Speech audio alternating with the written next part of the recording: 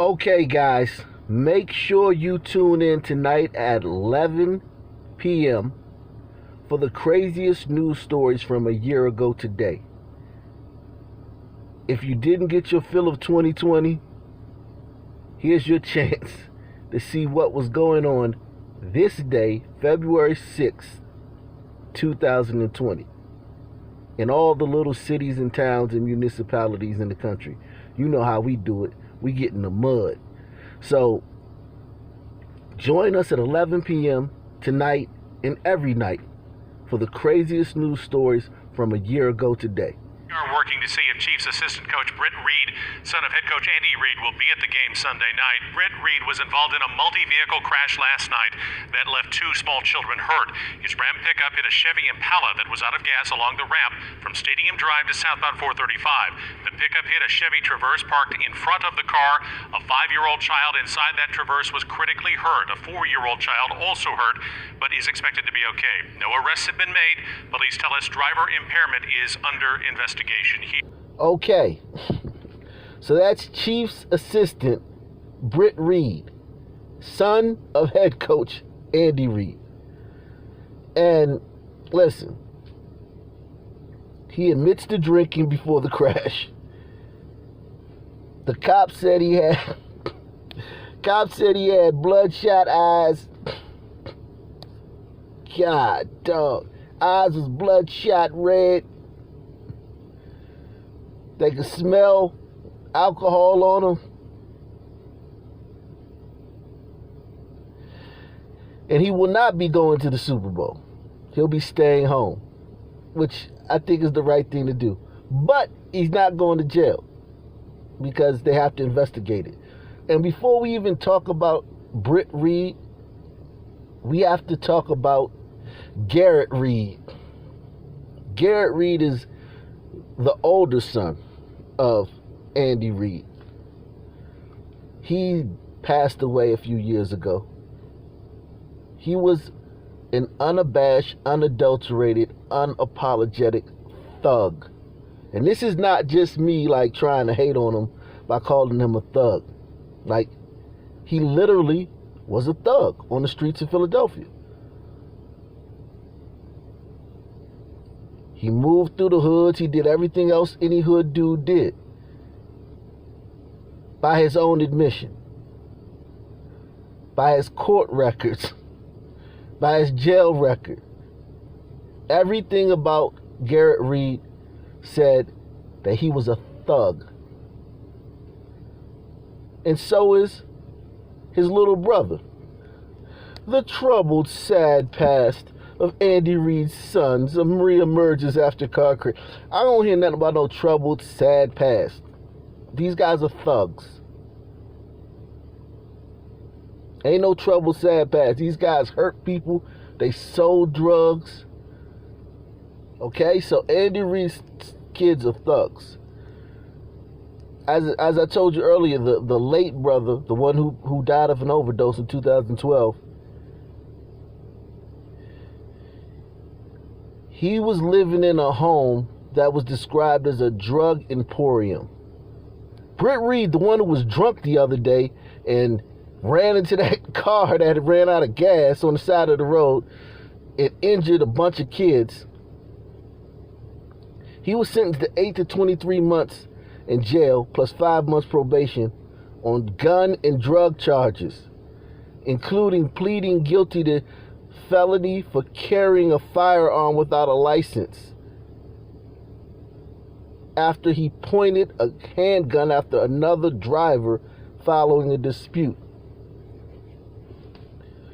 So Andy Reid's kids, they about that life, okay?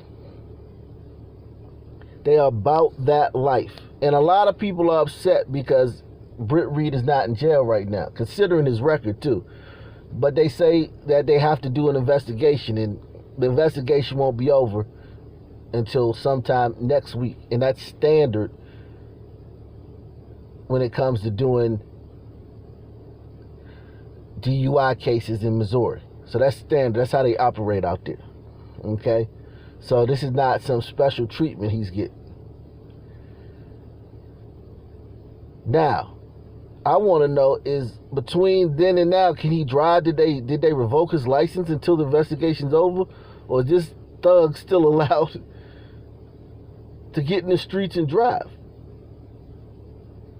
Get in the car and drive. I mean, what's the deal?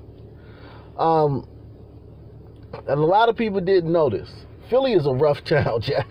I do a lot of stories on Philly, a lot of just thuggery and violence, and Philly's a rough town, man. But that's no excuse. These kids are the children of the football coach. They were doing a lot of this stuff when he was the head coach of the Philadelphia Eagles. You get like the one son, the oldest son, Garrett, he's running through the hood playing John Gotti while his dad's the head coach of the football team. Okay? So you have to understand this. These kids are not like, this is not like these kids doing this like, well, they're back in Philly and he was the coach in another city. No, he was the coach in the same city they were both operating. Crazy. Complete an autopsy on the evening of August 5th. The findings of the autopsy, the cause of death will be listed as acute opiate, parentheses, heroin, into parentheses, toxicity, and the manner of death is classified as accidental. At this time, the testing revealed that there was heroin in his system. Investigators observed what appeared to be and later confirmed as a used syringe and a spoon with an unknown substance on it. Various prescription medication was also noted in and about the room. Many of the observations by responding police officers were consistent with drug use and drug paraphernalia.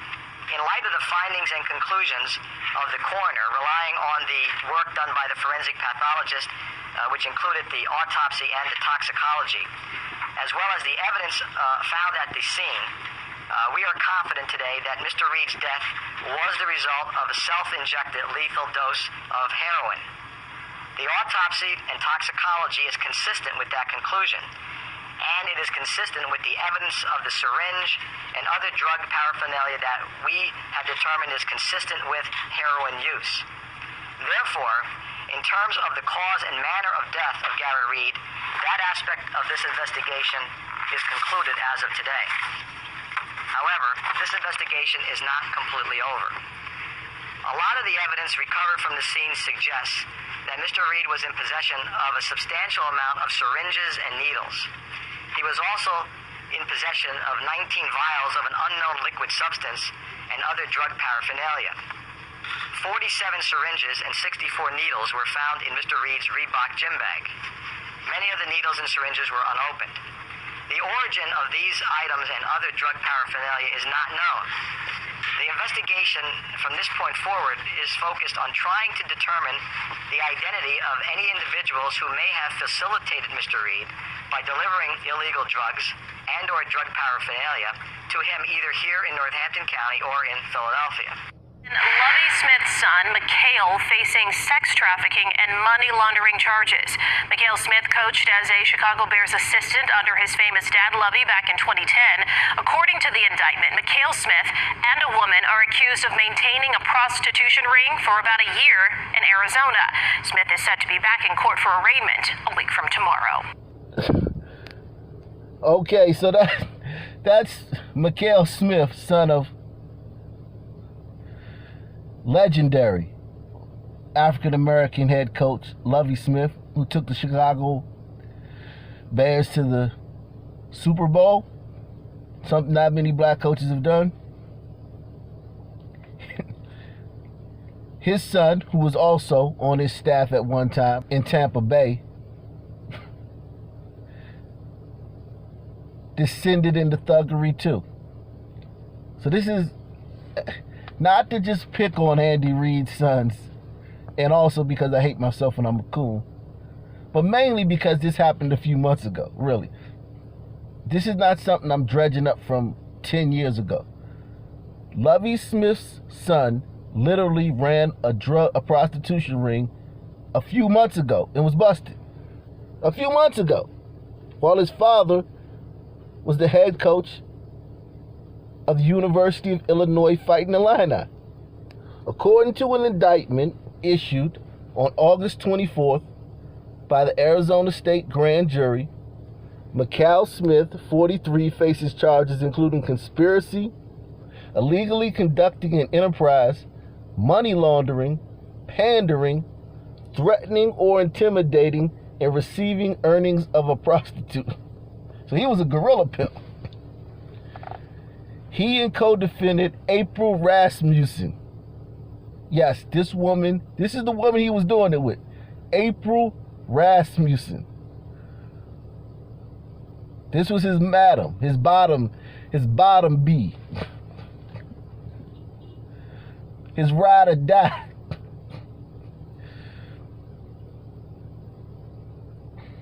He and co-defendant April Rasmussen are accused of operating a prostitution ring around Phoenix and its suburbs from December 1st, 2018 to September 19th, 2019.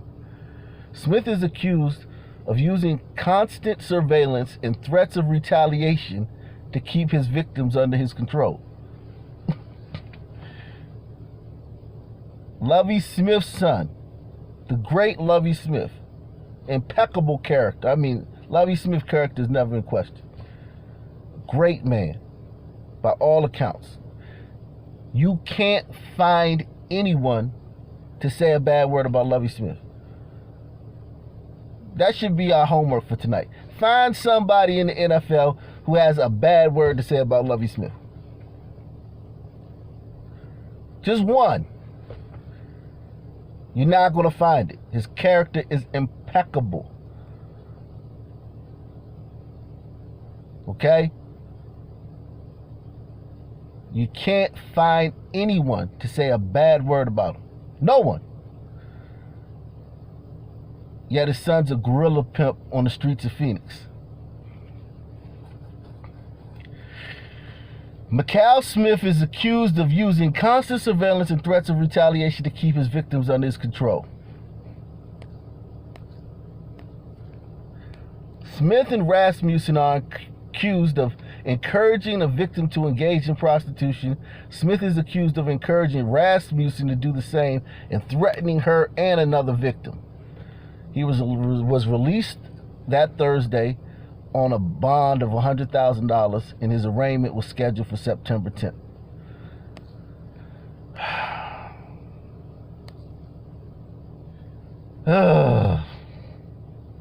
Didn't hear about that story, did you?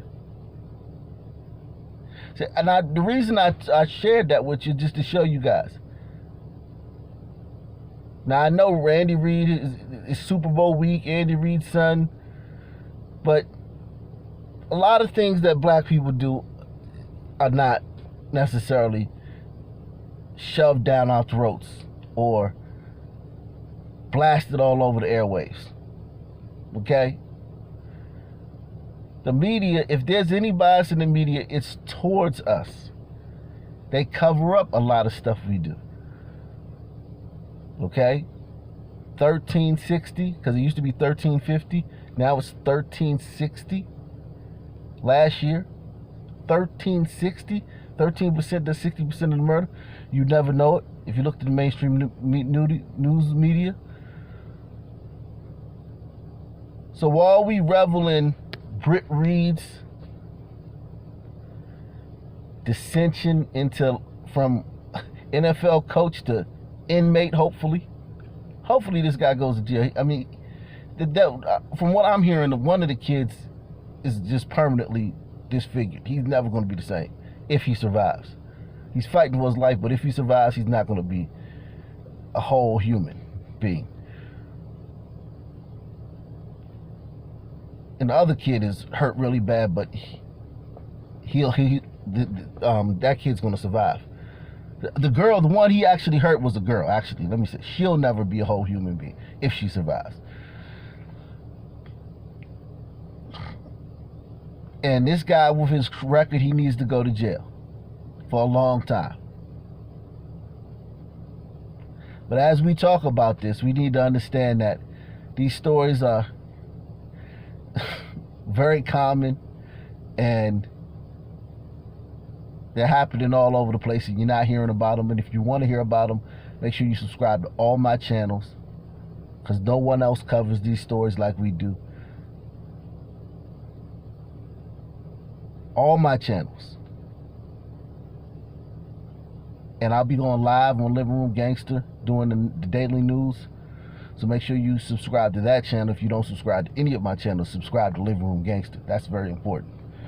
Every night, for the craziest news stories from a year ago today, at 11 p.m. Eastern Standard Time. Peace. I'm out. Like, subscribe, donate.